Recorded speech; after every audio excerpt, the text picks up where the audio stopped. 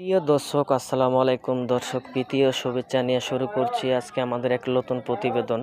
তো দর্শক, আজকে তুলে ধরবো এমন এক অসহায় এক মেয়ের গল্প।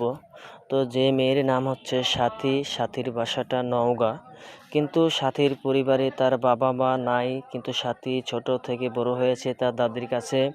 কিন্তু সাথীর দাদিও কোনো কাজকর্ম করতে পারে না এবং বাসায় থাকে, রান্নাবান্না করে।